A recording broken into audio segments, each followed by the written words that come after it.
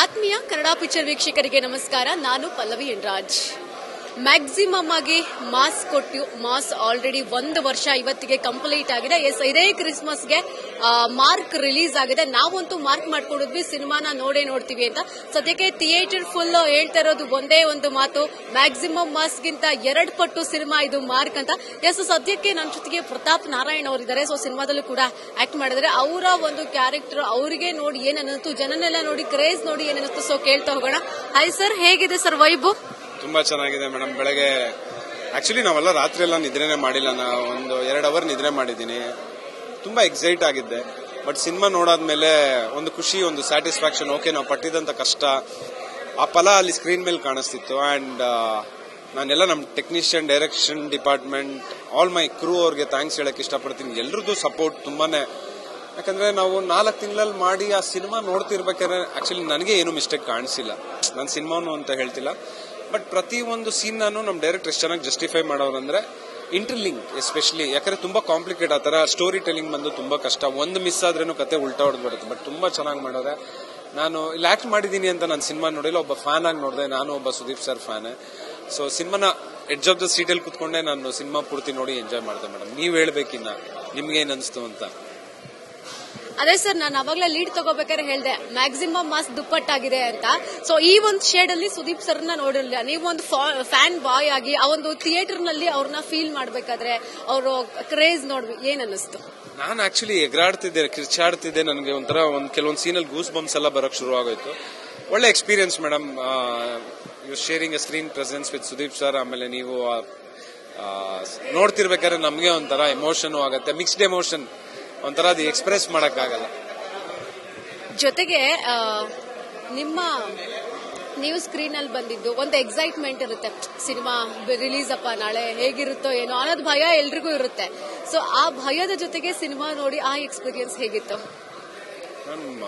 ಮಜಾ ಆಯ್ತು, ಒಂಥರ ಮಜಾ ಆಯ್ತು.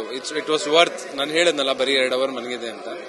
ಸಿನಿಮಾ ನೋಡ್ತಿರ್ಬೇಕಂದ್ರೆ ನನಗೆ ಅಪ್ಪ ಇಂಟರ್ವಲ್ ಅಲ್ಲೇ ಓಕೆ ಸಿನಿಮಾ ಸೂಪರ್ ಇದು.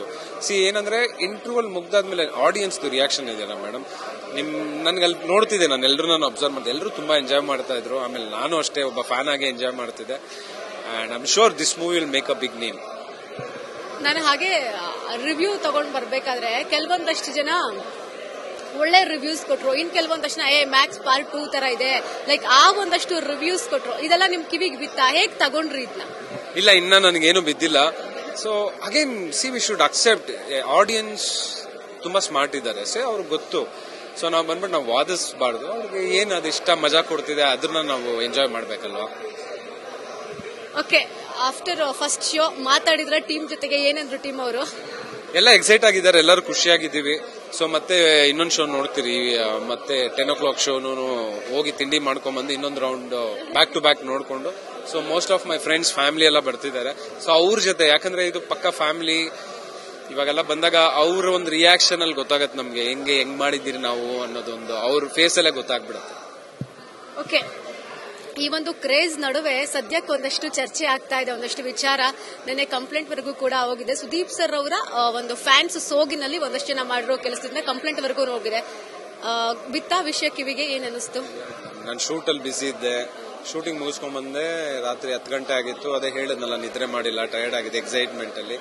ಏನು ವಿಷಯ ಗೊತ್ತಿಲ್ಲ. ಆಕ್ಚುಲಿ ನಾನು ನ್ಯೂಸೇ ನೋಡ್ತಿಲ್ಲ ನಾನು. ಸೊ ಒಂದು excitement and at the same ನಿದ್ರೆ ಮಾಡಿಲ್ಲ, ಟಯರ್ಡ್ ಆಗಿದೆ ಎಕ್ಸೈಟ್ಮೆಂಟ್ ಅಲ್ಲಿ. ಏನು ವಿಷಯ ಗೊತ್ತಿಲ್ಲ. ಆಕ್ಚುಲಿ ನಾನು ನ್ಯೂಸೇ ನೋಡ್ತಿಲ್ಲ ನಾನು.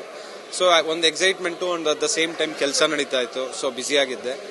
ಅಂಡ್ ಅವ್ರು ದೊಡ್ಡವರು, ಅದ್ ನೋಡ್ಕೊಳ್ತಾರೆ. I am too small to talk about that.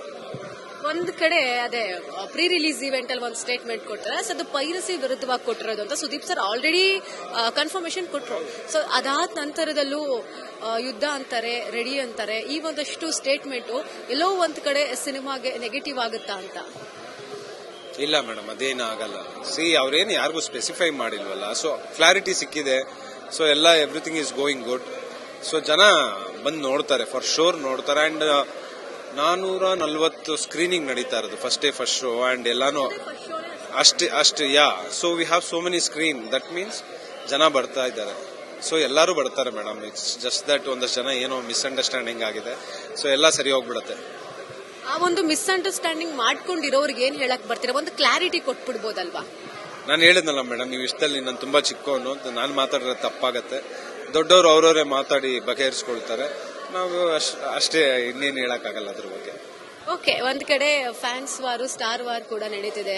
So ಸದ್ಯಕ್ಕೆ ಅದೆಲ್ಲ ನಮ್ಮ ಇಂಡಸ್ಟ್ರಿಗೆ ಅವಶ್ಯಕತೆ ಇರಲಿಲ್ಲ, ಒಳ್ಳೊಳ್ಳೆ ಸಿನಿಮಾಗಳು ಬಂದ್ವು ಅಲ್ವಾ? ಸೊ ಅದ್ರ ಬಗ್ಗೆ ಹೇಳೋದಾದ್ರೆ end of the day cinema madam, ನಮ್ಮ ಸಿನಿಮಾ, ಕನ್ನಡ ಸಿನಿಮಾ. ನಾವು ಇಲ್ಲಿ ಫ್ಯಾನ್ ವಾರ್ ಅನ್ನೋದಕ್ಕಿಂತ ನಮ್ಮ ಕನ್ನಡ ಇಂಡಸ್ಟ್ರಿನ ಬೆಳೆಸಬೇಕು.